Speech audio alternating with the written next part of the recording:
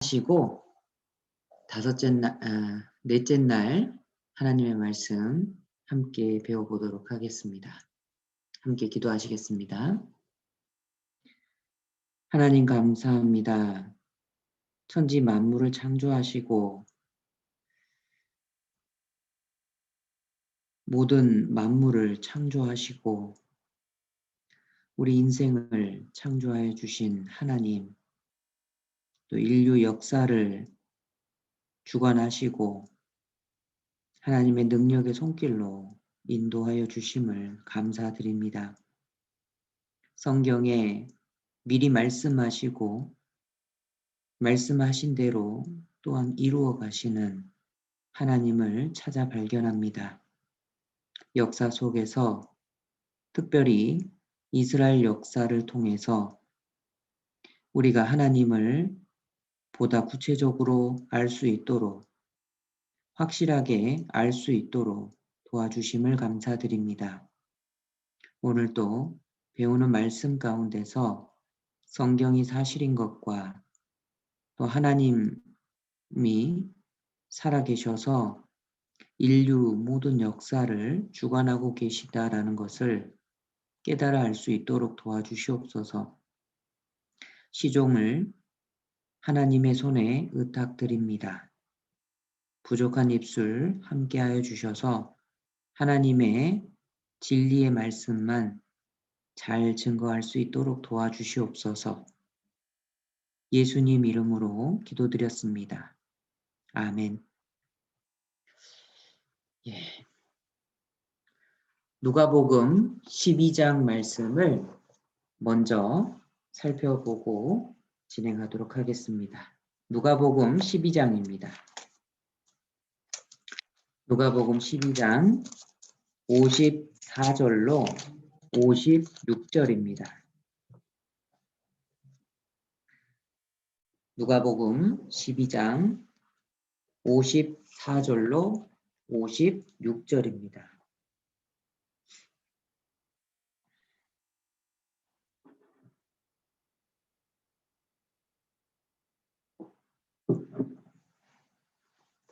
누가복음 12장 54절로 56절 말씀을 찾으셨으면 함께 읽으시도록 하겠습니다.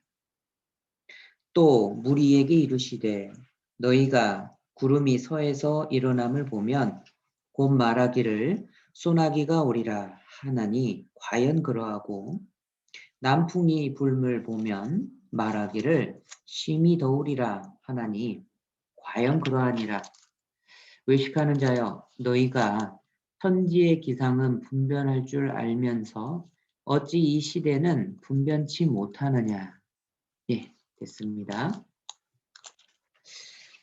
54절 말씀에 서쪽에서 구름이 일어나는 것을 보면 곧 소나기가 올 거다 이렇게 예측을 하는데 과연 그대로 되고 또 남쪽에서 더운 바람이 불어오면 심히 덥겠다 이렇게 예측을 하는데 과연 그러하니라 이렇게 말씀하십니다. 여기서 과연 그러하다 이렇게 예수님께서 말씀하신 의미가 무엇이냐면 너희가 어떤 징조나 현상을 보면 너희가 예상한 대로 과연 그렇게 되는 게 맞다. 그러니까 천지의 기상은 너희가 분별할 줄 아는데 어째서 왜 이 시대는 너희가 분별하지 못하느냐 이렇게 예수님이 말씀하시는 겁니다. 현재 이 시대를 잘 분별하는 게 너무나도 중요할 겁니다. 자기가 있는 위치가 어디 있는지 아는 것은 참으로 중요하죠. 내가 있는 위치에 따라서 나의 행동이, 나의 말이 달라질 겁니다.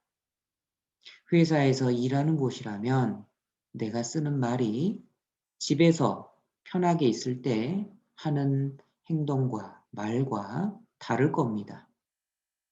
학교에 공부하는 데 있다면 또 내가 쓰는 말은 달라질 겁니다. 내가 하는 행동도 달라질 게 분명합니다. 그러니까 위치에 따라서 나의 말과 행동은 달라지기 때문에 내가 어디에 있는지 자기의 위치를 파악하는 것은 정말 중요하다라고 말씀드릴 수 있습니다. 그리고요, 현재 어떤 시간에 있는지, 내가 지금 무슨 시간에 있는지 깨닫는 것도 더욱 중요합니다.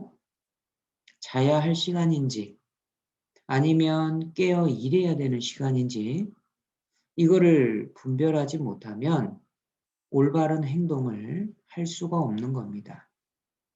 내가 지금 말을 해야 되는 시기인지, 말하다가도 거두어 들여야 되는 시기인지, 이 시기를 잘 분별해야만 그 다음 올바로 행동을 할 수가 있는 겁니다.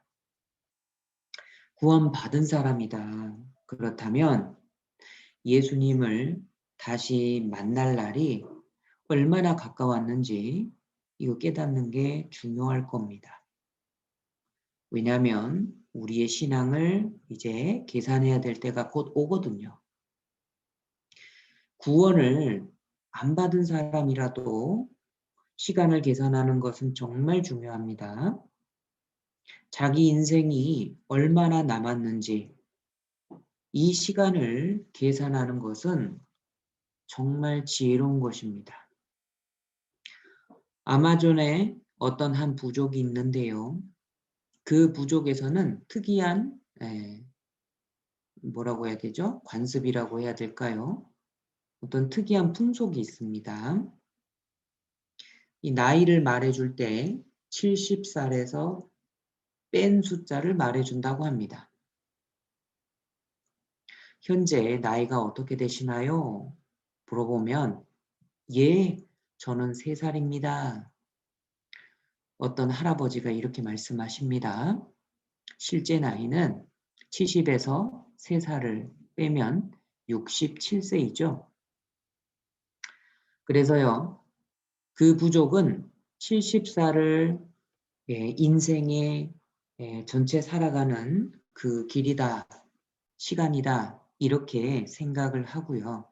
만약 77세까지 산다면 7년간은 덤으로 살았습니다. 그렇기 때문에 7년간은 더 감사하면서 살 수 있다라는 거죠. 얼마나 지혜롭습니까? 기쁨으로 살아갈 수 있을 겁니다. 그런데 이 70을 기준으로 거꾸로 계산을 했잖아요. 정말 지혜로운 방법이라고 생각이 됩니다. 이 자기가 죽을 날을 생각을 하면서 살아가는 거거든요. 어떤 철학자가 이렇게 말했습니다. 자신의 죽는 시기, 그러니까 자신의 죽음을 늘 생각하고 사는 사람은 신의 상태에 가깝다. 그리고 자신의 죽음을 생각하지 않고 살아가는 사람의 상태는 짐승에 가깝다. 이렇게 말을 했습니다. 정말 지혜로운 말입니다. 시대를 분별하고 살아가는 것은 참으로 중요한 겁니다. 자, 에스겔 36장을 펴도록 하겠습니다. 에스겔 36장입니다.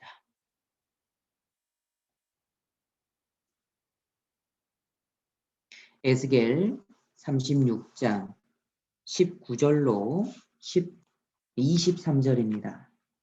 에스겔 36장 19절로 23절.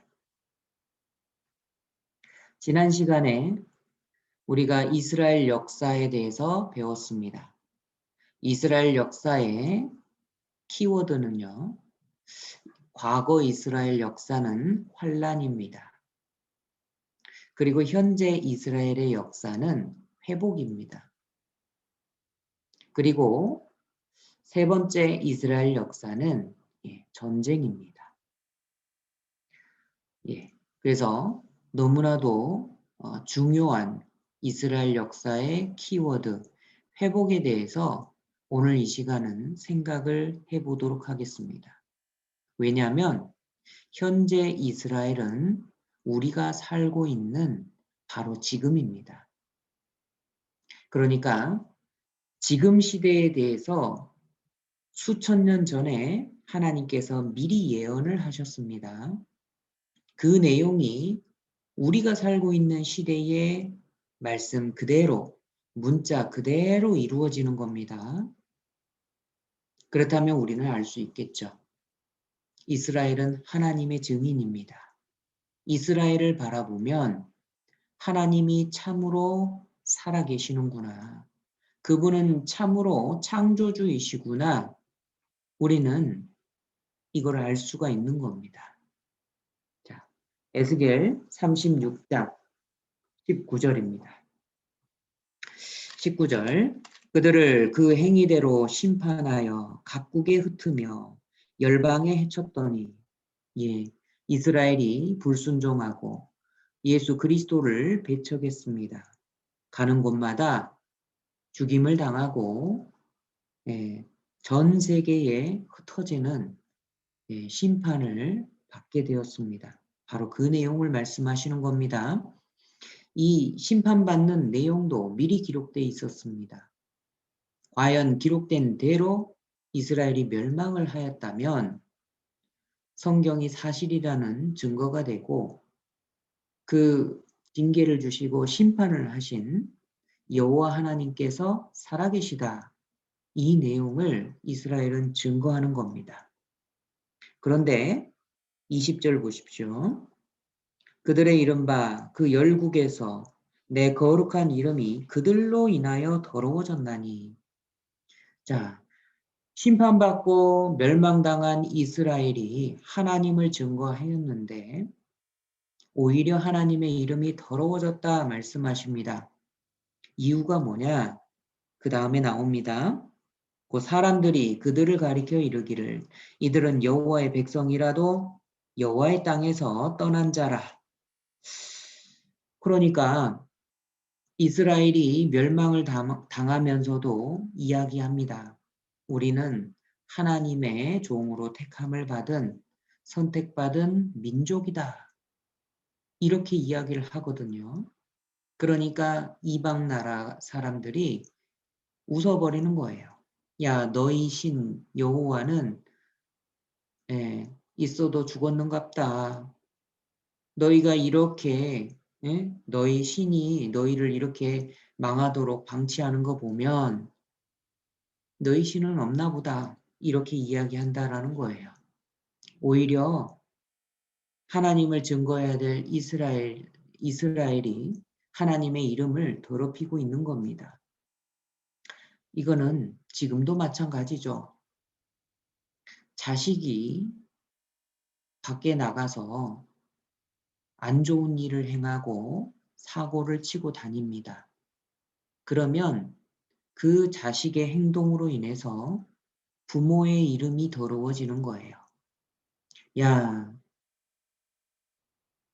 너희 부모님 이름이 뭐냐? 누구냐? 너가 이렇게 행동하는 걸 보니까 자식 교육 잘못 시켰구나. 아이고, 안 됐다. 이렇게 이야기를 하죠. 자식 때문에, 자식의 잘못된 행동 때문에 부모 이름이 더러워집니다. 마찬가지죠. 이스라엘이 멸망당하는 모습 때문에 오히려 하나님 이름이 더러워졌다라는 거예요. 그래서 21절 그러나 이스라엘 족속이 들어간 그 열국에서 더럽힌 내 거룩한 이름을 내가 아꼈노라. 하나님께서 하나님의 영광을 위해서 하나님의 이름을 하나님 자신이 아끼십니다. 이스라엘이 잘해서 하나님께서 회복시키신 게 아니라는 거예요. 하나님을 나타내기 위함입니다. 그 목적이 23절에 나와요. 23절. 열국 가운데서 더럽힘을 받은 내 이름 곧 너희가 그들 중에서 더럽힌 나의 큰 이름을 내가 거룩하게 할지라. 내가 그들의 목전에서 너희로 인하여 나의 거룩함을 나타내리니 열국 사람이 나를 여호와인 줄 알리라. 나 주 여호와의 말이니라. 목적이 이겁니다. 열국 사람이 나를 여호와인 줄 알리라. 이제 이스라엘이 멸망당했던 이스라엘이 수천 년이 지나서 다시 회복하는 거예요. 이것 또한 미리 기록돼 있고 기록된 대로 이스라엘이 회복하면 하나님이 참으로 살아계시구나. 이방 나라 사람들이 다 안다라는 겁니다. 그래서 하나님의 이름이 영광을 받게 되는 거죠. 바로 그 목적으로 이스라엘을 회복시킵니다. 회복시키는 방법도 기록돼 있어요. 36장 24절. 24절. 내가 너희를 열국 중에서 취하여 내고 열국 중에서 모아 데리고 고토에 들어가서. 자, 여기 고토라는 것은 그 옛날 땅을 말합니다. 본래 이스라엘이 차지하였던 땅을 고토라고 표현한 겁니다. 특별히 열국 중에서 취하여 내고 열국 중에서 모아 데리고 들어가는 거죠. 한번 상상을 해 보십시오. 모든 나라에 흩어져 있었는데 그 모든 나라에서 다시 이스라엘로 돌아가는 거예요. 예. 자, 이거를 알리아라고 합니다. 디아스포라 이거는 흩어버렸다 이런 뜻인데 알리아 이거는 돌아온다 이런 뜻이에요. 잠시 화면을 보시죠.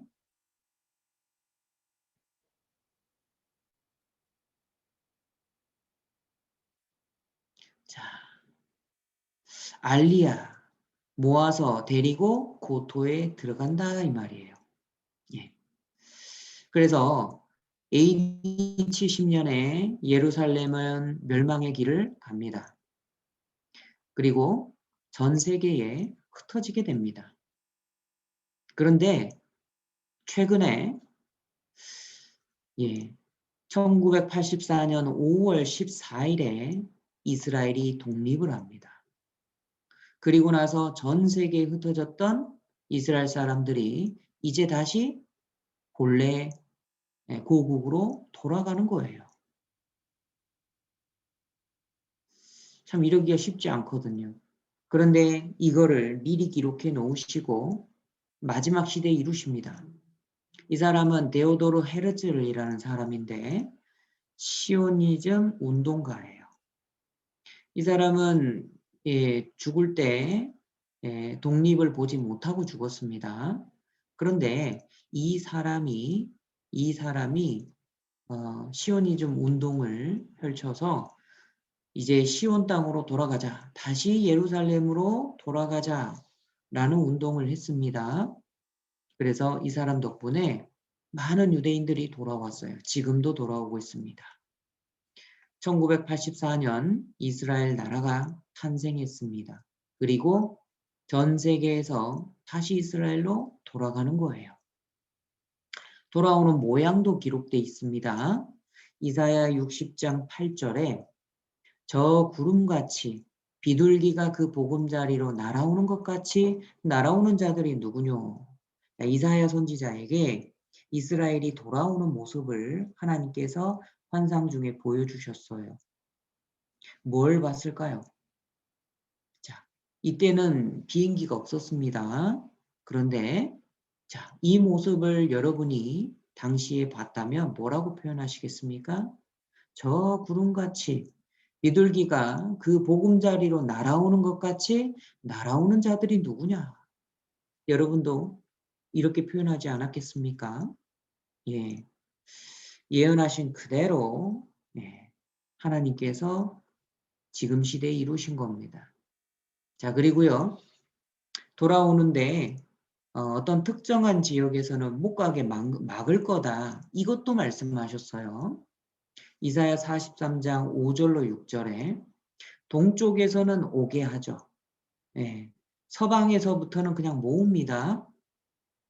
그래서 동방과 서방에서는 돌아가는 걸 막는 사람이 없어요.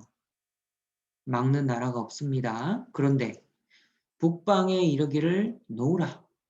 남방에 이르기를 구류하지 말라. 그러니까 북방에서는 붙잡고 남방에서는 구류한다라는 거예요. 그러니까 북쪽과 남쪽에서는 돌아오는 것을 막는 세력이 있을 거다라는 것을 이미 말씀하고 계시는 겁니다. 자, 이스라엘 귀한 루트입니다. 동쪽과 서쪽에서는 돌아오는데 별 장애가 없습니다. 예.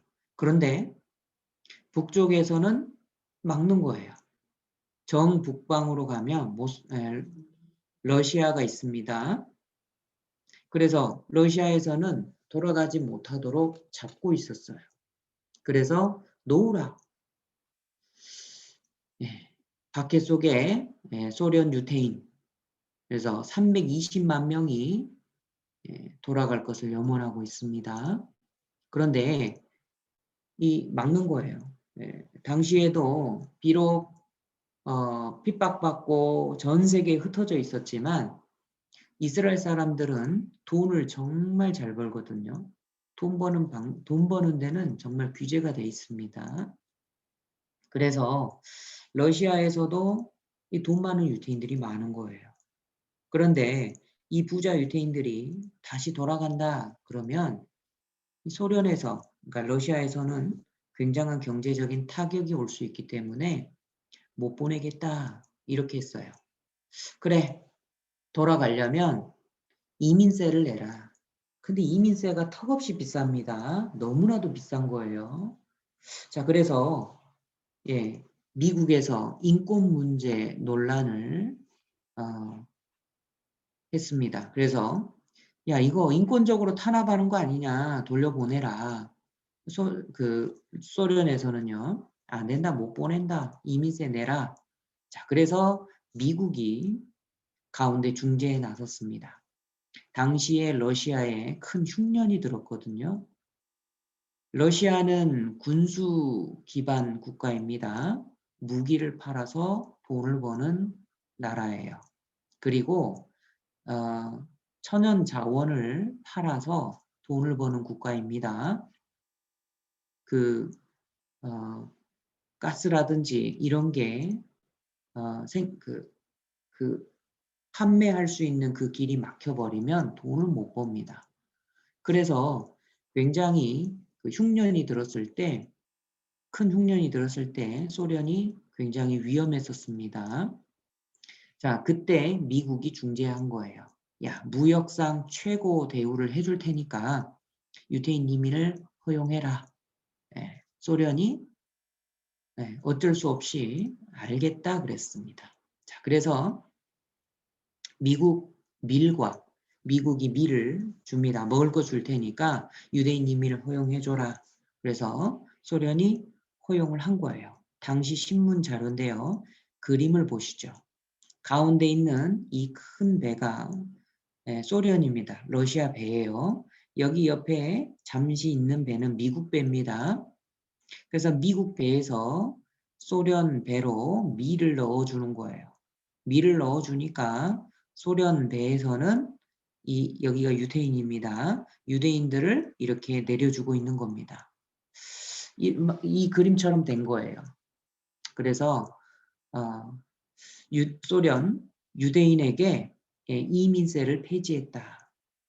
그리고 이게 왜 이렇게 될 수 있었나 자세히 생각을 해보니까요. 정체 드러내는 식량 메이저. 여기 이 인권 문제 이 논란을 타결지은 이 뒷배우가 누군지 살펴보니까요. 5개의 곡물 회사가 있었습니다. 그런데 이 5개의 곡물 회사가 전 세계의 75%에서 80%의 곡물 수출입을 꽉 잡고 있어요. 근데 이 5개의 회사가 다 유태계 회사입니다. 카길, 콘티넨털, 그리고 드레피스, 붕괴, 앙드레 다 유대계 회사입니다. 그러니까 곡물 시장을 꽉 잡고 있어요. 여기에서 미국에 로비하고 압력을 넣어서 미국의 중재로 돌려보낼 수 있도록 인두세를, 이민세를 폐지하도록 그렇게 압력을 행사한 겁니다. 5대 곡물 메이저 세계 시장 좌지우지한다. 75% 거래를 장악하고 있고 가격도 물량도 다 조작하고 있다 이 말이에요. 사실 미국 의회는 유대인 손에 노란한다. 이게 신문 자료인데 이런 말 함부로 해도 되나요? 지금은 공공연한 사실입니다. 미국 인구의 2%밖에 안 돼요. 그런데 힘은 최강입니다. 거의 미국 경제를 다 잡고 있습니다. 그래서 소련 유태인 40만 명 출국을 허용했다. 프랑스가 비행기편을 제공했습니다. 예, 프랑스도 뭔가 한몫을 했습니다. 예, 하나님께서 북방에 이르기를 놓으라. 예, 놓을 수밖에 없어요. 소련의 유태인 본국으로 대이동하고 있다. 이스라엘의 유대인이 몰려들고 있다. 놓을 수밖에 없죠. 누구의 명령인데요? 놓을 수밖에 없습니다. 자, 그리고 남방에는 구류하지 말라 그랬죠. 정 남쪽으로 내려가니까 이디오피아가 있어요. 이디오피아가 붙잡고 있는 겁니다. 그래서 검은 유대인 출 이디오피아, 현대판 엑소더스다. 이때 못 가게 붙잡고 있는 그 세력이 있습니다. 그래서 이스라엘의 검은 유태인 공수작전을 폈습니다. 이스라엘은 참 특이하게요. 전 세계에 이스라엘 사람이 있다. 그러면 반드시 데려옵니다. 반드시 데려와요. 만약에 전쟁 중에 죽었다. 시체라도 찾아옵니다. 만약에 물에 빠져 죽었다. 찾을 때까지 바다를 수색합니다. 참 특이한 민족이에요. 그 이름만이라도 이스라엘로 돌려보낸다 이거예요. 뼈라도 돌려보내겠다 이겁니다. 참 어찌 보면은 참 부러운 나라이기도 하고요. 나라에서 이렇게까지 해주니까. 그런데 이 유대인들에게는요. 그런 게 있어요. 예, 예루살렘으로 돌아가자. 시온으로 돌아가자. 그래서 다 오는 겁니다. 당시에 비행기 아닙니다. 이 좌석을 다 뜯어버렸어요. 한 명이라도 더 싣기 위해서. 이디오피아에서 탈출하기 위해서입니다. 그래서 보잉 747기에 무려 1087명이 탑승했습니다. 그래서 이게 기네스북에 올랐어요. 이걸 솔로몬 작전이라고 합니다. 솔로몬 작전. 자, 알리야. 하나님께서 모으겠다 말씀하셨죠? 말씀하신 그대로 유대인들이 다시 모이는 겁니다. 2014년도에는 알리야가 최고치였다고 합니다.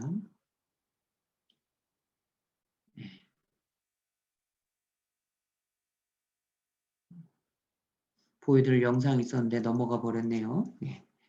자, 그리고 에스겔 36장 34절입니다. 하나님께서 이스라엘을 회복시키시는 두 번째 방법이 뭐냐? 34절. 전에는 지나가는 자의 눈에 황무하게 보이던 그 황무한 땅이 장차 기경이 될지라. 사람이 이르기를 이 땅이 황무하더니 이제는 에덴 동산같이 되었고, 예. 첫 번째, 황무한 땅을 에덴 동산같이 바꾸겠다. 기경할 수 있도록 바꾸겠다. 이렇게 회복시키시는 겁니다. 그리고요. 황량하고 적막하고 무너진 성읍들의 성벽과 거민이 있다 하리니 너희 사면에 남은 이방 사람이 나 여호와가 무너진 곳을 건축하며 황무한 자리에 심은 줄 알리라. 나 여호와가 말하였으니 이루리라. 하나님이 말씀하셨죠? 그리고 이루십니다. 황폐한 땅, 에덴 동산같이 바꾸겠다. 무너진 곳을 건축하겠다. 자, 여기도 화면을 잠깐 보시죠. 아브라함과 약속하신 내용이 있습니다. 땅을 주겠고 민족을 주겠고 복을 약속하셨어요. 그런데 이스라엘이 불순종으로 말미암아 그 땅은 황폐해졌죠. 민족은 다 이산돼 버렸습니다. 그런데 복은 저주로 또 바뀌어 버렸어요. 근데 마지막 이스라엘이 회복할 때는 황폐한 땅이 옥토가 될 것이다. 그리고 전 세계에 이산되었던 민족은 부활할 것이다. 저주를 받았는데 이제 강한 나라가 될 것이다. 이렇게 예언하신 거예요. 이 황폐한 땅이 옥토로 바뀌었습니다. 예. 자, 보시면요. 사람이 이르기를 이 땅이 황무하더니 이제는 에덴 동산같이 되었고 황량하고 적막하고 무너진 성읍들의 성벽과 거민이 있다 하리니 중요한 건 이거죠. 나 여호와가 말하였으니 이루리라. 하나님은 말씀하시고 이루시는 분입니다. 만약 이렇게 되었다면 하나님이 지금도 살아계시다라는 증거가 되는 거예요. 그렇지 않습니까? 맞잖아요. 이미 지금으로부터 2800년 전에 하나님은 미리 말씀하시고 말씀하신 그대로 이루십니다. 놀랍잖아요. 하나님이 지금도 살아계십니다. 자, 예언이 이루어졌습니다. 황폐한 땅이 옥토처럼 바뀌었어요. 자, 기경이 될 거다. 기경이라는 것은 컬처, 농사 지을 수 있는 땅으로 갈아엎는 것을 기경이라고 합니다. 이거는 이스라엘의 현재 모습인 겁니다. 놀랍죠? 다 팔았습니다. 그 기경이라고 했는데요. 경작할 수 있는 땅이 1950년도에는 고작 15%에 불과했습니다. 그런데 1984년도에는 55%예요. 지금 2021년도에는 훨씬 더 많습니다. 예전에는 이렇게 황량했습니다.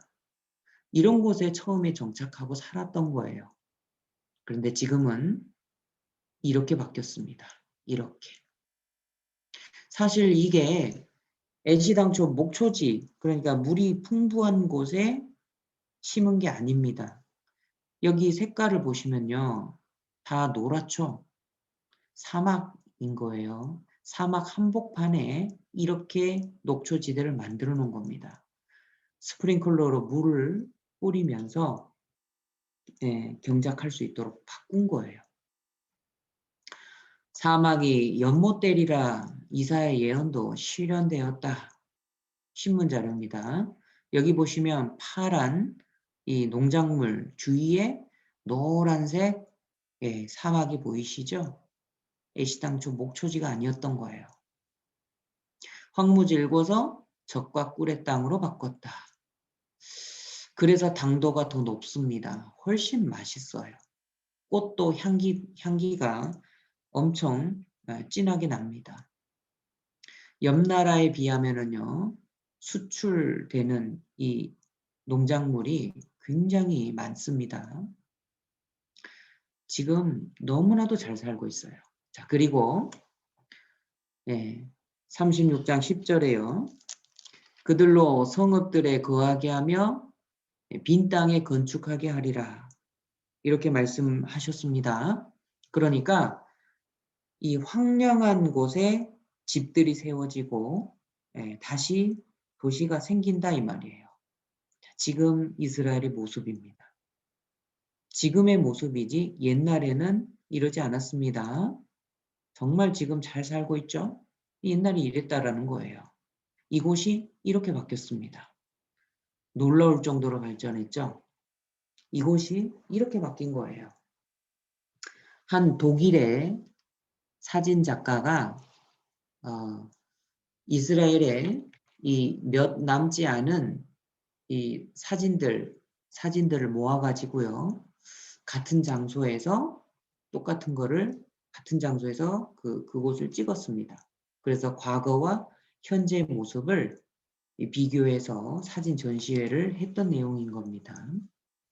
지금은 이렇게 바뀐 거예요. 이렇게 바뀌고 이렇게 바뀌었습니다. 옆 나라는 이집트입니다. 이집트와 이스라엘을 색깔을 한번 비교해 보십시오. 다르죠? 보니까 경작하고 있어요. 지금 현재 이스라엘은 완전히 바뀌어 있습니다. 국경선을 기준으로 해서 두부 자르듯이 딱 잘라져 있죠?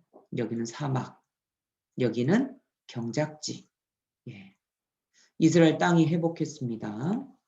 영상을 잠시 보겠습니다. 통역 부탁드려요.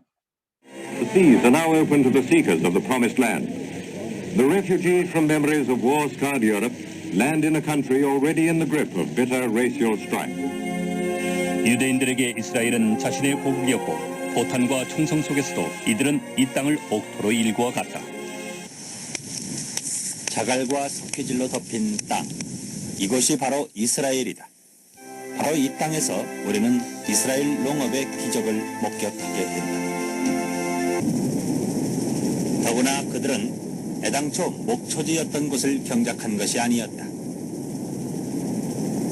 황무지 한 폭판에서부터 한 뼘씩 녹지를 만들어 갔다. 그렇게 일기 시작한 녹색 바람은 마침내 남쪽 사막 지역까지 잠식해 들어갔던 것이다. 장미, 리아트리스, 리노리움, 겔루베라 등등 사막에서 자란 꽃, 그래서 향기가 더 좋은 것만 같은 이 꽃이 유럽인들에게는 더욱 신비로울지 모른다.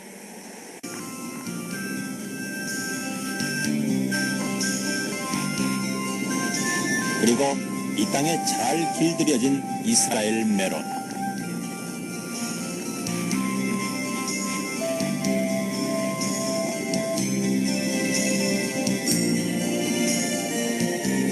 관계형 파이프를 따라 끝없이 이어진 야채밭들은 분명 이곳 사막에 녹색 바람을 일으키고 있었다.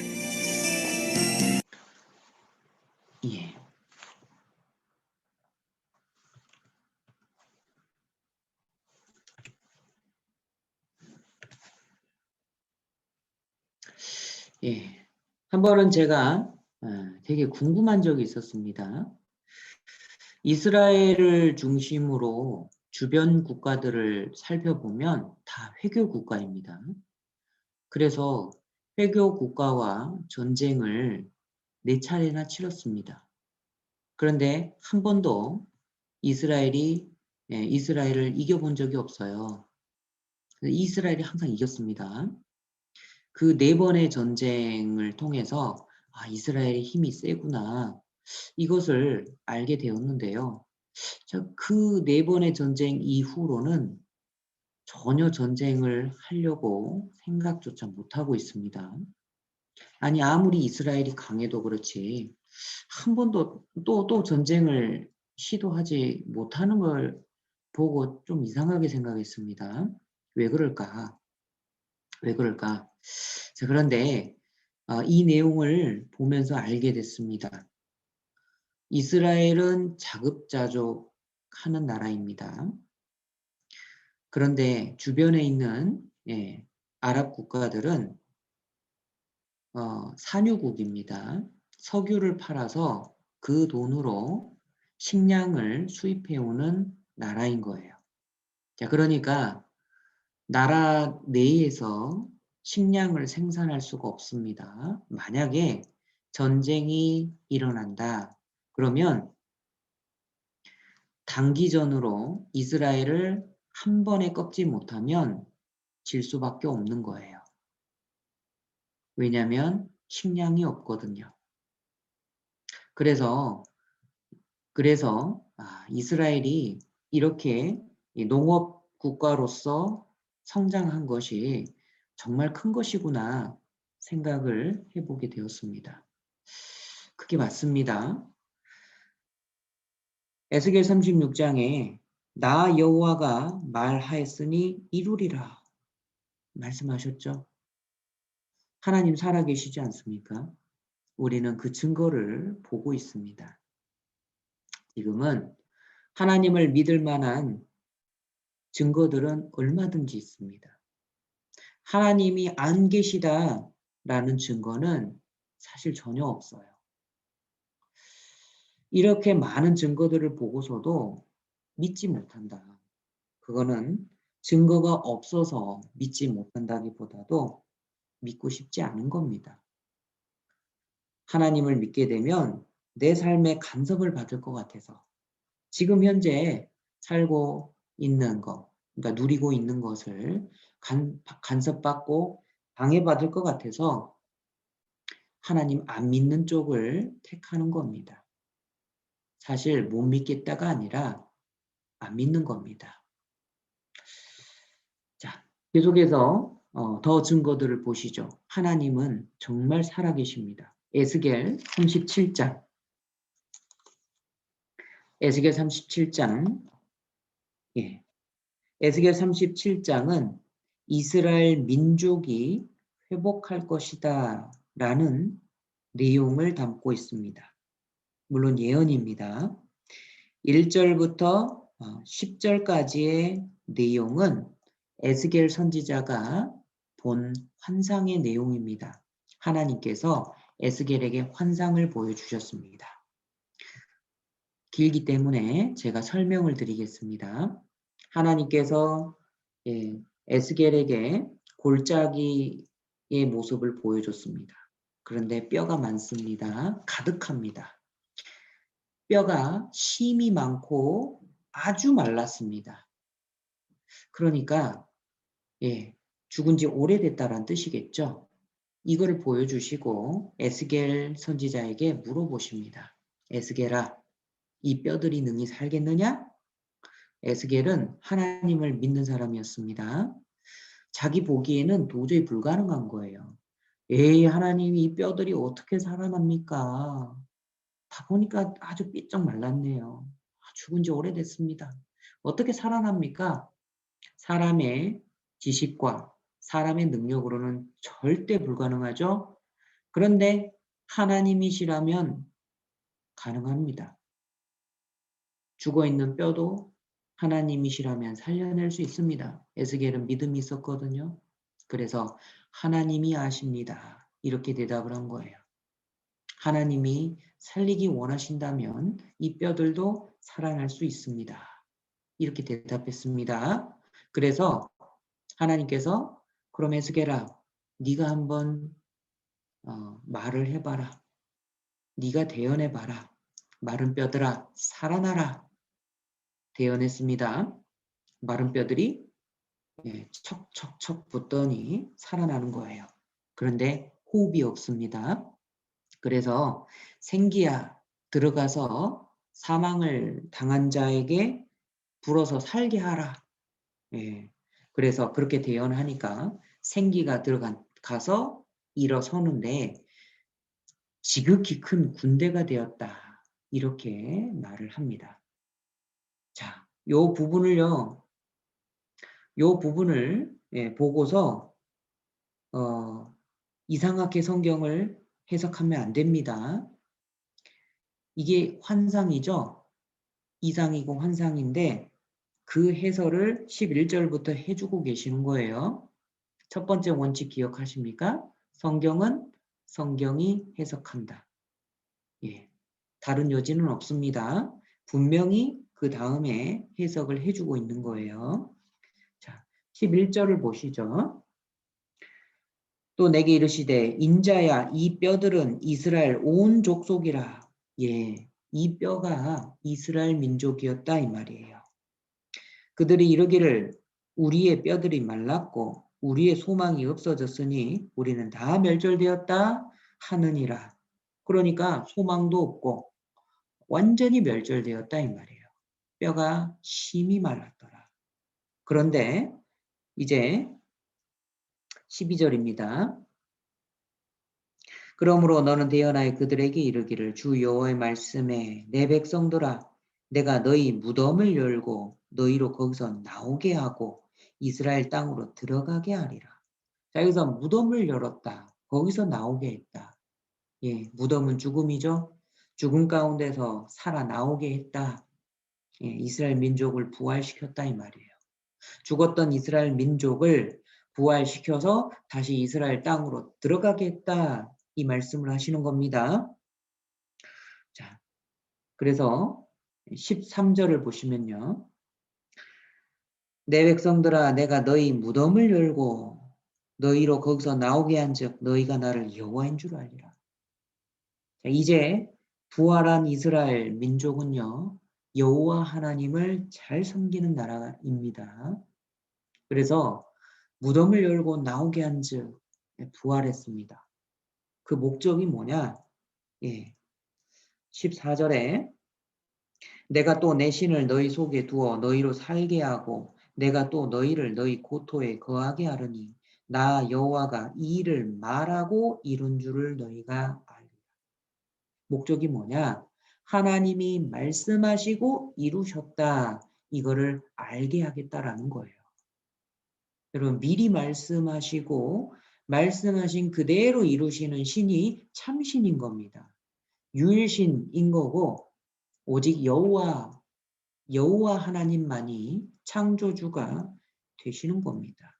그 창조주 여호와 하나님은 2800년 전에 미리 예언하시고 지금 이루셨죠? 지금도 살아계시는 하나님이십니다. 지금도 놀랍게 역사하시는 하나님이신 거예요. 예, 이게 화면을 잠깐 보시죠.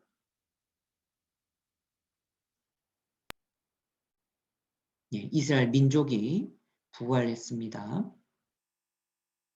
예, 아브라함에게 민족을 약속하셨는데 그리스도를 배척하고 온 세상에 쫓겨나고 환난받던 민족이 이제 마지막 시대가 되면 부활할 거다 예언해 놓으셨어요.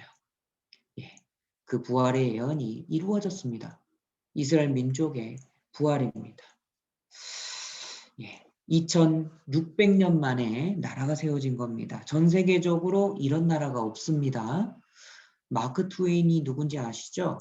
예, 허클베리 핀, 톰 소여의 모험. 이 소설을 쓴 작가입니다. 이 마크 트웨인이 말하고 있습니다. 모든 것은 다 사멸한다. 유대인만 빼고. 네. 다른 세력은 다 사라진다. 근데 유대인은 남는다. 도대체 불멸의 비밀이 뭐냐? 뭐겠습니까? 하나님이시라고 에스겔 선지자는 말하고 있습니다. 이스라엘 독립은 기적입니다. 영상을 보겠습니다. 통역 부탁드려요. AD 70년 로마에 의해 멸망당한 뒤 지구상에서 사라졌던 나라. 그 이후 1900년 동안 모진 고난과 핍박, 박해 속에 유랑 생활을 했던 이스라엘은 1948년 독립국가를 재건했다. 1900년 만에 이루어진 기적 같은 독립.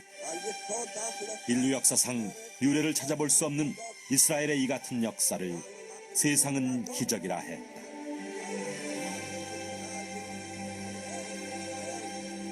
과연 무엇이 이스라엘의 독립을 가능케 했던 것일까? 예수님의 예언이 있은 지 40년 후 무화과 나무가 말라 죽었듯 이스라엘은 로마에 의해 멸망당했다. 당시 이스라엘의 멸망을 똑똑히 지켜보았던 유대 역사가 요세푸스는 그날의 참상을 이렇게 전하고 있다. 성에서 외출하는 길이 단절되면서 기근이 더욱 심해졌다. 안전의 희망은 끊어졌고 집마다 가족마다 배고픔을 참지 못해 사람을 먹는 끔찍한 일이 발생했다. 실내와 성의 소로에는 온통 어린이와 노인의 시체들, 그리고 죽어가는 여자들로 가득했다.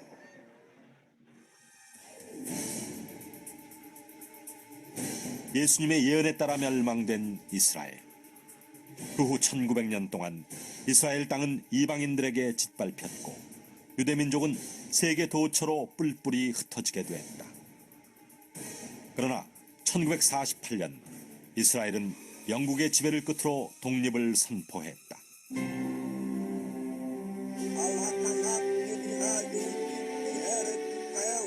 전 세계에 뿔뿔이 흩어져 살던 민족이 1900년 만에 잃었던 나라를 다시 찾은 것이다. 종교인이건 비종교인이건 간에 이스라엘의 독립은 기적이다 얘기를 합니다. 세계 역사상에 한 나라가 망해서 없어졌다가 2000년 만에 조국을 광복한 예가 없습니다.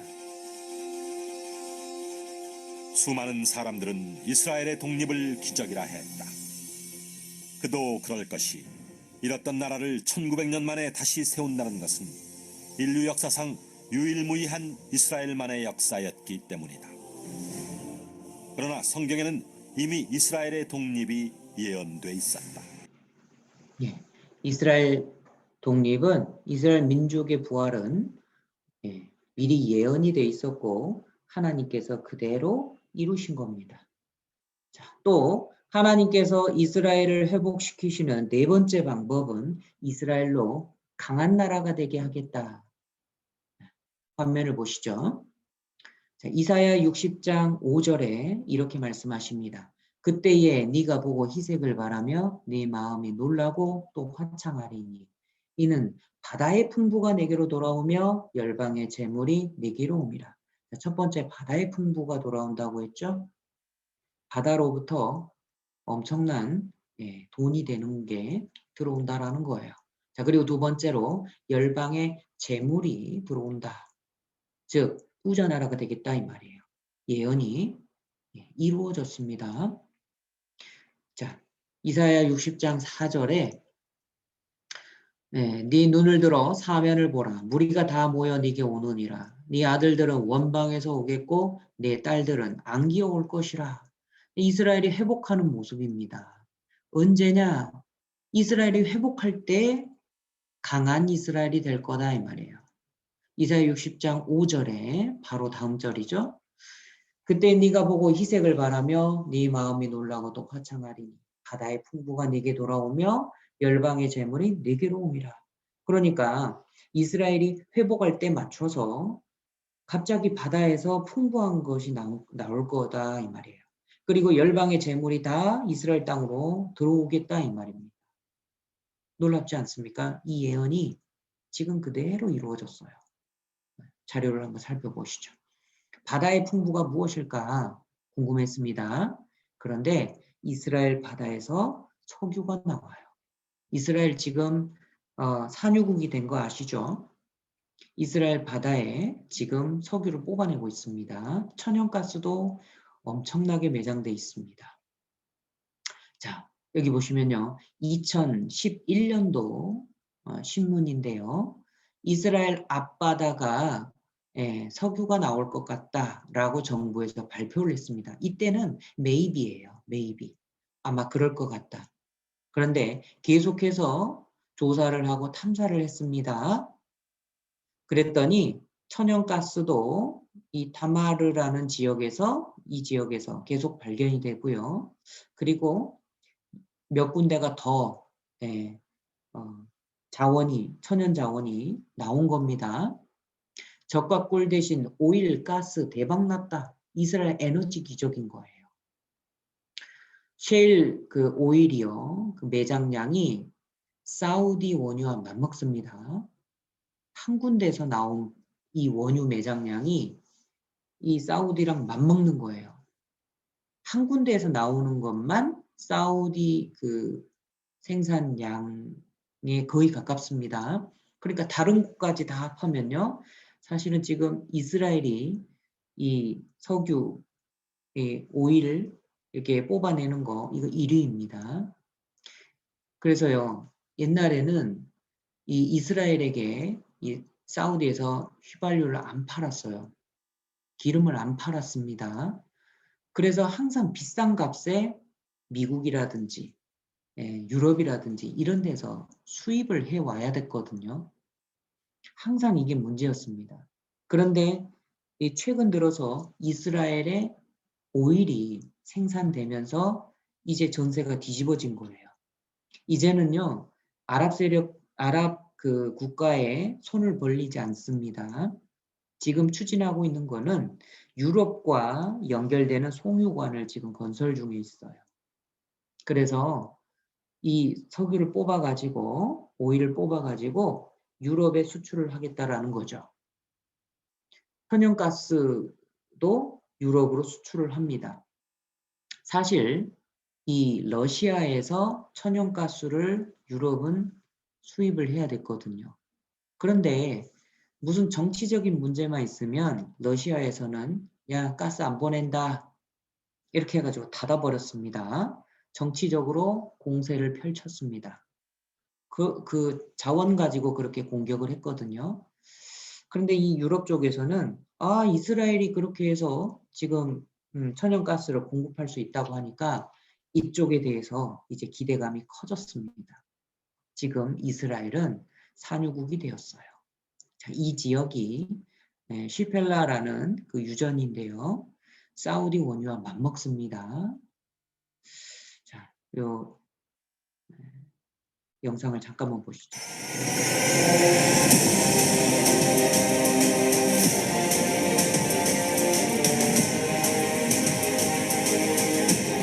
레비아탄이라는 가스전을 건설하고 있는 모습입니다.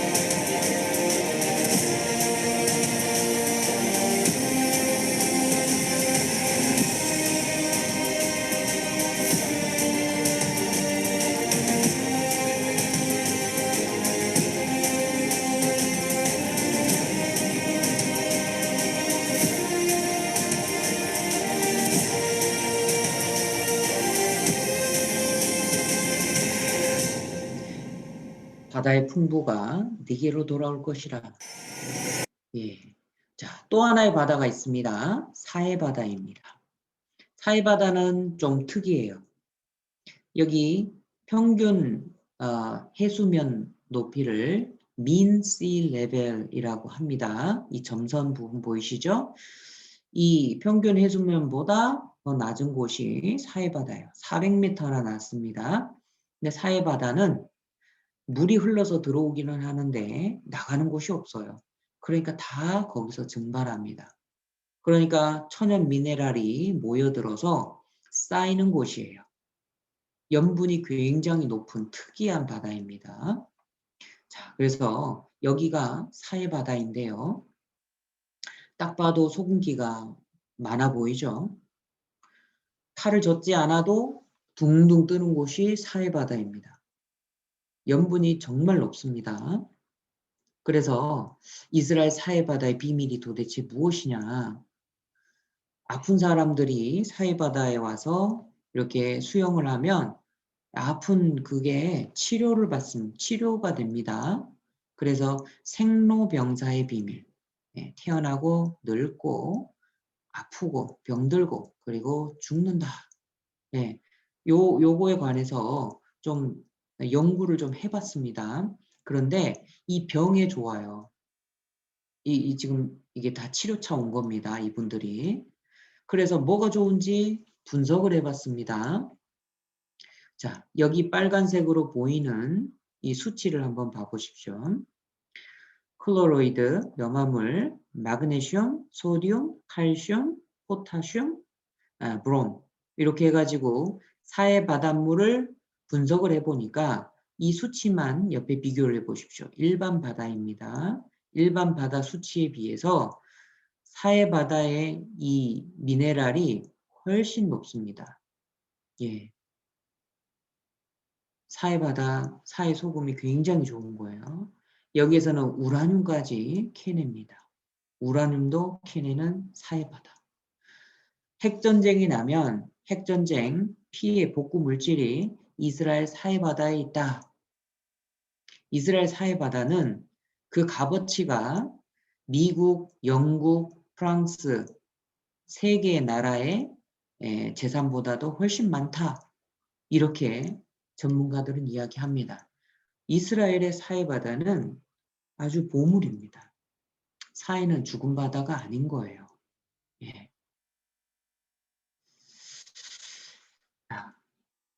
그리고요, 예, 열방의 재물이 몰려온다라고 돼 있죠? 바다의 풍부가 내게로 돌아오며 살펴봤습니다. 그리고 열방의 재물이 네게로 옴이라. 예. 이스라엘은 지금 돈이 엄청 많습니다. 돈으로 목을 잡을 정도로 돈이 많습니다. 아예 지구촌 돈을 싹쓸이한다라는 표현이 딱 맞습니다. 예. 정말 돈을 잘 벌거든요. 그런데 이스라엘 민족이 능력이 뛰어나서 이렇게 돈을 잘 버는 게 아니에요. 신명기 8장 18절에 하나님을 기억하라. 하나님이 너에게 재물 얻을 능을 주셨다. 하나님이 부여하신 특별한 능력이 있다라는 거예요. 그래서 돈을 잘 버는 겁니다. 그 돈으로 미국을 딱 뒤에서 잡고 있습니다. 다윗의 별이 세계를 지배한다. 정치, 경제, 언론을 다 장악하고 있는 거예요.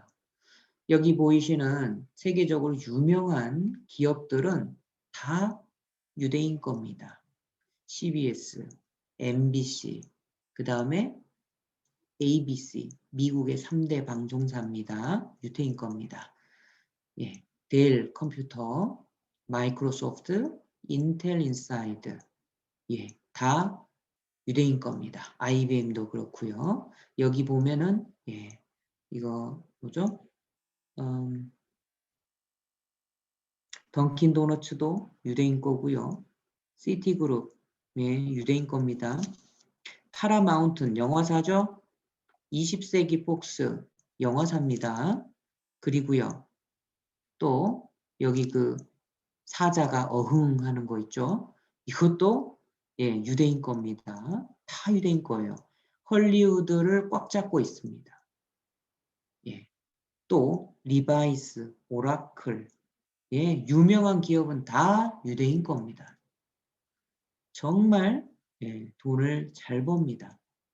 자, 영상을 또 통역 부탁드립니다. 아인슈타인. 노벨 평화상을 받은 미국의 전 국무장관 헨리 키신저. 그리고 미국의 경제 대통령으로 불리는 앨런 그린스판. 세계 영화계를 움직이는 마이다스의 손 스티븐 스필버그. 이들의 공통점은 모두가 유대인이라는 것이다. 무엇보다 유대인의 경제적 성공은 그야말로 놀랄만하다. 세계적으로 유명한 기업들 가운데 유대인이 설립했거나 경영을 맡고 있는 곳은 일일이 헤아릴 수 없을 정도이다. 심장부인 헐리우드를 움직이는 것은 다름 아닌 유대인이다. 워너 브라더스를 비롯해서 파라마운트 그리고 20세기 폭스 등 헐리우드의 주요 영화사 대부분을 유대인이 만들었다. 전 세계 영화의 85%를 만들어내는 꿈의 공장 헐리우드는 실제로 유대인이 움직이고 있는 것이다.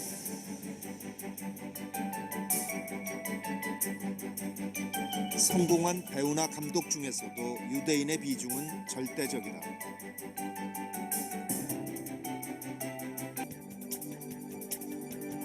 그뿐이 아니다. CBS, ABC, NBC 등 미국의 3대 방송사는 모두 유대인이 설립했고 지금도 소유하고 있다. 뉴욕타임스, 월스트리트저널과 같은 주요 신문도 마찬가지다. 또한 이들 언론사에 종사하는 유대인의 비중도 대단히 높다.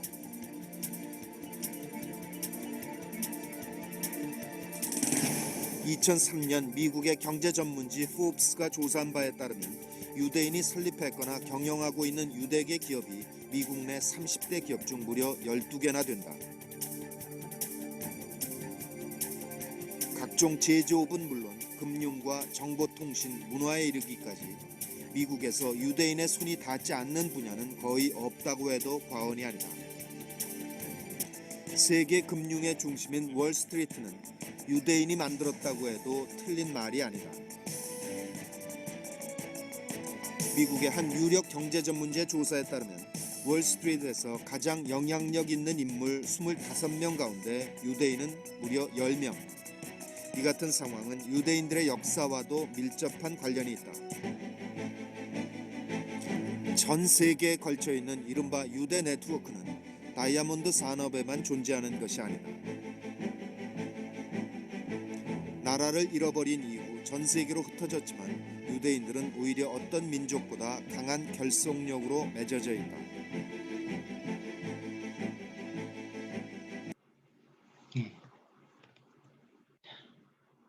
그리고 이스라엘은 모든 민족의 머리가 될 것이라 또 예언이 되어 있습니다. 복중에요. 네. 네가 많은 민족에게 꽂을지라도, 자, 이렇게 예언이 되어 있습니다. 여러분, 저는 돈이 많지 않기 때문에 옆 사람에게 얼마 꿔주는 것도 어렵습니다. 그런데 돈이 많으신 분은 어떤 사람들에게 돈을 꿔줄 수 있겠죠. 그런데 여기 이 파리시에다가 돈을 꿔줄 수가 있겠습니까? 그렇게 할 수 있는 사람 적을 거예요. 자, 그런데 이 이스라엘은 나라에게 돈을 꿔준다 이거예요. 이게 지금으로부터 3,500년 전에 미리 기록이 돼 있는 겁니다. 너는 나라에게 돈을 꿔줄 거다. 그런데 여기 보셔요. 많은 나라인 겁니다. 많은 나라. 한두 나라가 아닌 겁니다. 거의 전 세계 모든 나라에 돈을 꿔줄 수 있는 그 정도로 부자가 된다라는 거예요. 그리고 머리가 되고 위에만 있게 하겠다. 예, 왕들이 와서 봉사한다고 돼 있습니다. 좋은 머리를 하나님 주셨다고 하셨어요. 그리고 돈 버는 재능도 주셨다라고 말씀하십니다. 이스라엘 사람들은 머리가 정말 좋습니다. IQ가 높은 거 아니에요. 이게 머리가 좋은 겁니다. 그래서요, 세계를 움직이는 두뇌의 바탕 유대이즘. 예, 이 유대 그 교육 방식으로요, 노벨상을 독식하고 있다. 예, 전 세계 인구의 0.2%밖에 안 되는데 노벨상 수상자의 22%를 차지하고 있습니다. 그것도요, 최근에는 거의 절대 다수입니다. 이때가 2013년도인데 이 노벨상 단골 유태인인 거예요. 6명 모두 다 유대인인 겁니다. 여러분 다 아시죠? 조지 소로스, 빌 게이츠, 스티븐 스필버그, 아인슈타인, 프로이트, 칼 막스 다 유대인입니다. 1,800만밖에 안 되는데 세계를 쥐었다 폈다 하고 있습니다. 미국 인구의 2%밖에 안 돼요. 다 유대인들이거든요, 이 사람들이. 그런데 힘은 최강입니다. 2% 유대인이 미국을 쥐었다 폈다 하고 있습니다. 아니, 미국은 세계 최강의 국가 아닙니까? 이렇게 함부로 말해도 되나요? 네. 이거 상식이라니까요. 돈줄을 쥐고서 미국 정치를 좌지우지하고 있습니다. 돈이 있어야 선거를 하잖아요. 돈이 있어야 정치할 수 있습니다. 그러니까 미국의 그 정치 거물들은요, 전부 다 유대인에게 와서 돈을 빌려달라 하는 거예요. 그래서 로비를 통해서 이스라엘이 미국을 지금 주물럭거리고 있는 겁니다. 이 유대인들이요, 프랑스에도 전쟁 배상금 빌려준 적이 있습니다. 50억 프랑. 예. 한국도, 대한민국도 IMF 위기가 왔을 때 이때 돈을 빌려받았습니다. 자, 이게 GDP 주요 국가들의 채무 상태인 거예요. 한국 빚졌습니다. 노르웨이 빚졌어요. 독일도 빚졌습니다. 영국 빚이 많아요. 미국도 많습니다. 프랑스도 있어요. 이탈리아도 빚이 많고 일본은 정말 많습니다. 자, 그러면 여쭤볼게요. 이 강대국들이 다 빚이 있다면 이 강대국들한테 돈을 빌려준 나라는 어디냐 이 말이에요. 이스라엘입니다. 이스라엘. 자, 이 미국의 에이펙이라는 그 로비 단체인데요. 이 에이펙의 유대인 단체에 와서 미국의 정치 거물들이 연설하는 내용을 한번 봐보십시오. 잠깐 보시겠습니다. 뿐만 아니라 유대인들은 선거의 승패를 좌우하는 막강한 자금력과 언론까지도 갖추고 있다. 수많은 유력 정치인들이 유대 단체 행사에 참석하고 친이스라엘적인 행보를 보이는 것은 이 같은 상황과 무관하지 않을 것이다.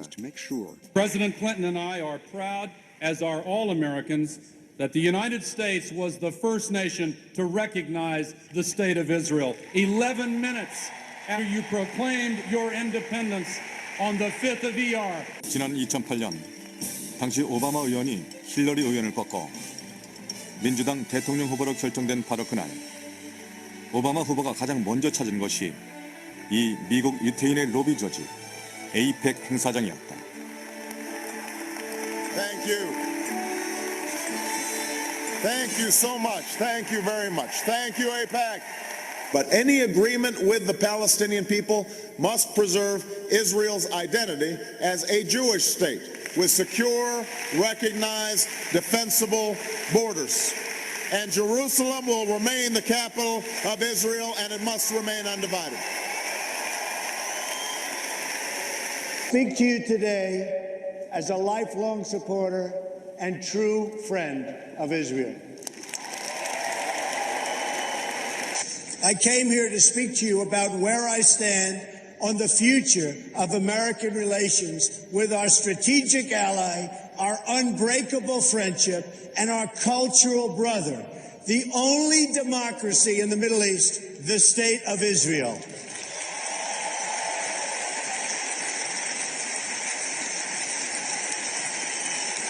Thank you. When I'm president, believe me, I will veto any attempt by the UN to impose its will on the Jewish state. It will be vetoed 100%. I love the people in this room. I love Israel. I love Israel.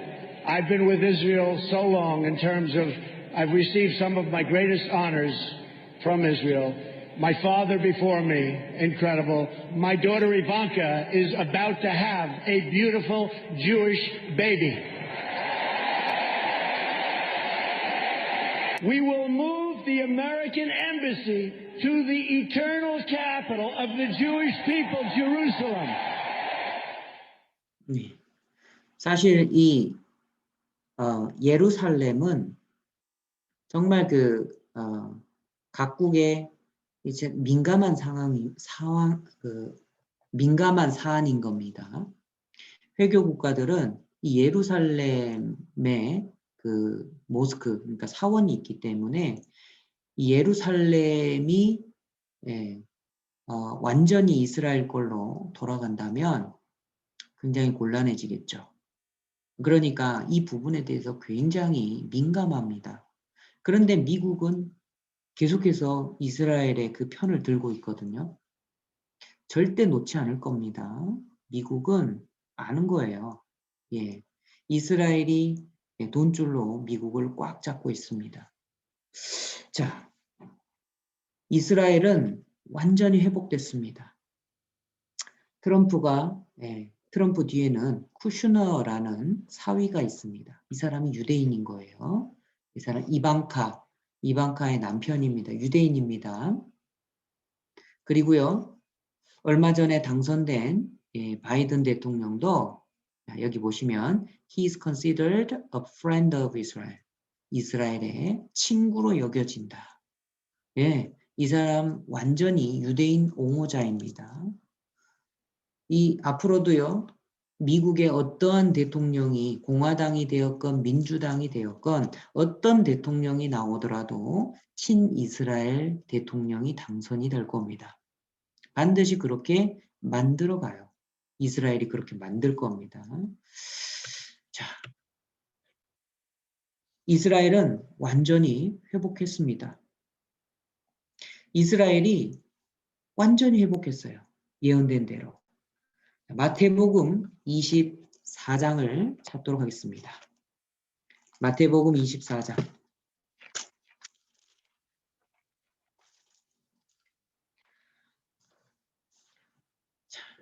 하나님께서는 이 모든 일들을 미리 말씀하시고 이루셨습니다. 우리가 생각해야 될 것은 바로 이 점인 거예요. 창조주 하나님, 여호와 하나님이 살아계십니다. 자, 그리고요. 지금 이스라엘 회복에 대해서 살펴봤죠. 마태복음 24장 32절로 35절입니다. 무화과 나무의 비유를 배우라. 자, 여기서 무화과 나무는 이스라엘을 뜻합니다. 그 가지가 연하여지고 잎사귀를 내면 여름이 가까운 줄 아나니 이와 같이 너희도 이 모든 일을 보거든 인자가 가까이 곧 문 앞에 이른 줄 알라. 예. 34절입니다. 내가 진실로 너희에게 말하노니 이 세대가 지나가기 전에 이 일이 다 이루리라. 천지는 없어지겠으나 내 말은 없어지지 아니하리라. 자, 이스라엘 회복이 우리에게 주는 교훈이 있습니다. 마지막 시대라는 거예요. 마지막 시대라는 겁니다. 이 모든 일을 보거든, 이스라엘이 회복하는 이 모든 일을 보거든 인자가, 예수님이 가까이 곧 문 앞에 이른 줄 알라. 예수님은 이스라엘 회복되는 걸 보면 예수님은 지금 문 앞에 계시다 이 말이에요. 문을 밀고서 들어오시면 이제 세상은 끝난다 이 말씀을 하시는 겁니다. 그래서요, 이스라엘 회복은 곧 마지막 시대인 겁니다.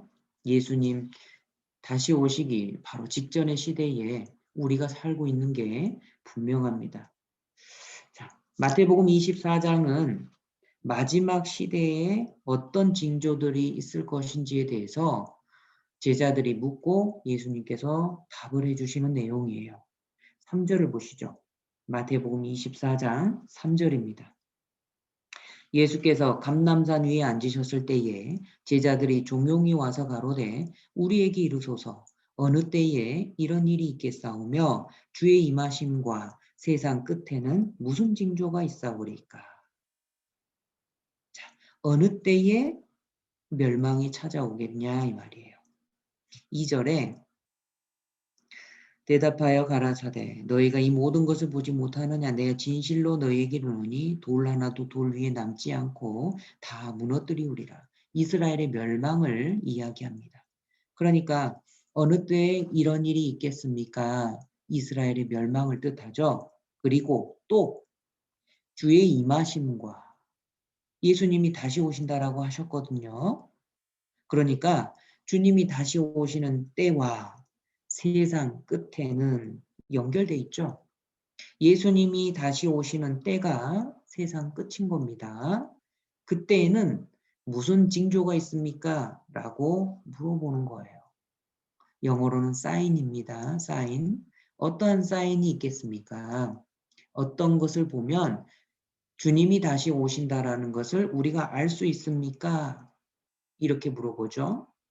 그래서 예수님께서 말씀해 주십니다. 5절 많은 사람이 내 이름으로 와서 이르되 나는 그리스도라 하여 많은 사람을 미혹해 하리라. 자, 첫 번째, 많은 거짓 그리스도가 나타나겠다. 그러니까 사람들이 내가 그리스도다, 내가 재림 예수다 이렇게 이야기를 한다 이 말이에요. 한국에만도 자기가 재림 예수다 그리고 내가 하나님이다 하는 사람들이 수백 명이 됩니다. 미국에는요 엄청 많습니다. 이 예수증 환자라고 합니다. 다 거짓 그리스도입니다. 마지막 때에는 이런 사람들이 많다라는 거예요. 이 프랑스에도요 클로드 보를롱시라는 분이 있는데 요분은 좀 겸손해요. 자기가 예수라고 하지는 않아요. 그런데 나는 예수 동생이다. 외계인이 유전자를 조작해가지고 자기를 만들었다. 이렇게 주장하고 다녀요. 네, 이런 사람들이 수도 없이 많습니다. 예, 마지막 때가 되면 거짓 그리스도가 많아질 것이다. 6절입니다. 24장 6절. 난리와 난리 소문을 듣겠으나 7절. 민족이 민족을 나라가 나라를 대적하여 일어나겠고 전쟁을 말하는 겁니다. 테러를 말하고 있는 거예요. 전쟁이 끊일 날이 없습니다. 지금도 곳곳에서 테러가 발생합니다. 마지막 때가 되면 전쟁이 훨씬 많아질 것이며 테러가 더 많아질 것이다. 예수님이 예언하신 겁니다. 지금 그대로 됐죠? 지금 시대인 겁니다. 그리고요, 7절. 처처에 기근과 지진이 있으리니 기근이 심해집니다. 아니 지금은 유전자 조작해가지고 식물도 그러니까 먹을 것도 커지고 또 많은 양을 생산해내지 않습니까? 네, 여러분 그렇게 보이시죠? 그 월드 제가 갑자기 이름이 생각이 안 나는데요. 월드 와치 오거나이제이션일 겁니다. 자, 그래서 이 단체에서 하는 게 뭐냐면 전 세계적인 재난을 이렇게 감시하고 있는 그런 기구예요. 여기에서 경고하고 있는 게 뭐냐? 식량에 대한 경고를 하고 있어요. 식량이 계속해서 줄어들고 있다는 겁니다. 21세기 최고의 문제는 식량 부족 현상이다. 이렇게 경고를 하고 있습니다. 또 지진이 있겠다 말씀하셨죠? 지금은요. 옛날에는 진도 7, 강도 7의 지진이면 굉장히 큰 지진이었습니다. 제가 지진 5.2와 5.8 지진을 지진 진앙지에서 얼마 멀지 않은 곳에서 직접 경험을 했습니다. 집이 무너지는 줄 알았어요. 5.0만 넘어가도 굉장한 강진입니다. 그래서 7.0이 넘어가면 그거는 대재난인 거예요. 그런데 지금은요. 9.0, 10.0까지 나오지 않습니까? 일본에서 있었던 일본 동쪽 바다에서 있었던 그 지진 그것 때문에 쓰나미가 있었고 후쿠시마 원전이 구멍이 나버렸습니다. 그래서 방사능이 유출돼 가지고 전 세계적으로 환경 문제가 되고 있잖아요. 처처에 기근과 지진이 있으리니 지금 시대를 말하는 겁니다. 그런데 8절 이 모든 것은 재난의 시작인 겁니다. 자, 그리고 더 중요한 거를 한번 보시죠. 마태복음 24장은 손으로 잡으시고요. 누가복음 21장으로 가겠습니다. 누가복음 21장 11절입니다. 누가복음 21장 11절.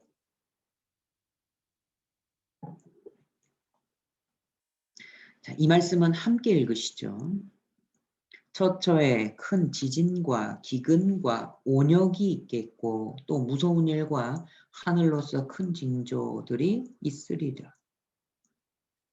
자, 여기 온역이 있다.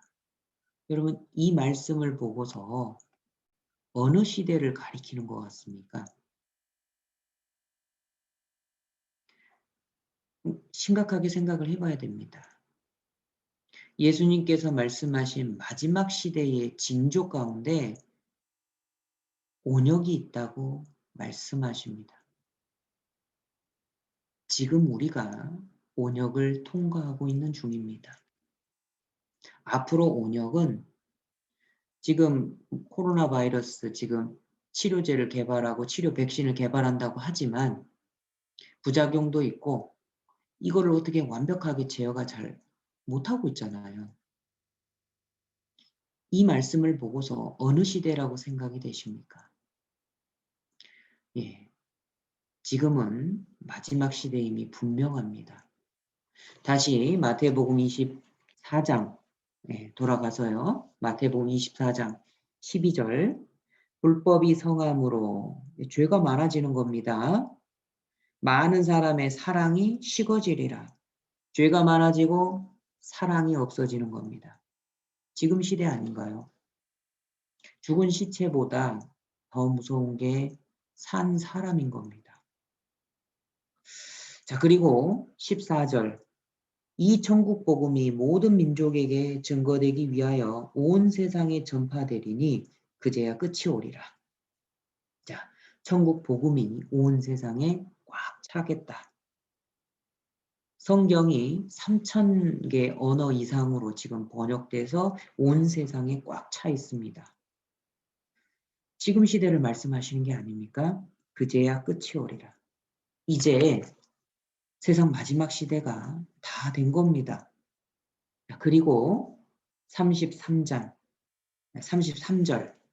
24장 33절, 32절입니다. 무화과 나무의 비유를 배우라. 그 가지가 연하여지고 잎사귀를 내면 여름이 가까운 줄 아나니. 무화과 나무는 이스라엘을 가리키죠. 잎사귀가 나오는 것은 생명이 다시 피어나기 시작하는 겁니다. 여름이 가까웠다. 이스라엘의 여름은 추수기를 뜻하는 거예요. 추수하는 계절인 겁니다. 곡식을 다 거두어 들이면 이제 겨울이 찾아오는 거예요. 겨울 되기 바로 직전이 이스라엘은 여름인 겁니다. 즉 33절에 이와 같이 너희도 이 모든 일을 보거든. 뭘 뜻합니까? 이스라엘이 회복되는 모습을 보거든 인자가 예수님이 가까이 와 있는 줄 알라 이 말이에요. 34절에 이 세대가 지나가기 전에, 즉 이스라엘이 회복한 것을 본 세대, 그 사람들이 다 죽기 전에 예수님 다시 오신다 말씀하시는 겁니다. 35절 천지는 없어질지 몰라도 하나님의 말씀은 없어지지 아니하리라. 반드시 된다라는 겁니다. 96%의 성경 예언은 맞아 들어갔습니다. 다 맞았습니다. 이제 남은 거는 4%의 예언밖에 안 남았어요. 4%의 예언도 확실하게 이루어질 겁니다. 어떻게 확실하게 보장합니까? 이제까지 성경에 예언된 96%가 확실하게 이루어졌기 때문에 4%도 확실하게 이루어질 겁니다. 분명히 이루어질 겁니다. 성경을 확률로 계산을 해봤습니다. 성경은 사실이다. 100% 확률상 100% 사실로 드러났습니다. 왜요? 96%가 이미 맞았기 때문에 앞으로 예언된 4%도 확률상 이루어질 거다. 이렇게 계산이 되는 겁니다. 주님이 다시 오십니다. 예. 그래서요, 이 마지막 때에 예수님이 다시 오시고 마지막 때 있을 일에 대해서 내일 조금 더 살펴보고 오늘 이 시간은 여기에서 마치도록 하겠습니다. 함께 기도하시겠습니다. 하나님 감사합니다. 이스라엘 민족의 회복을 미리 예언하시고 말씀하신 그대로 이루신 하나님 감사합니다.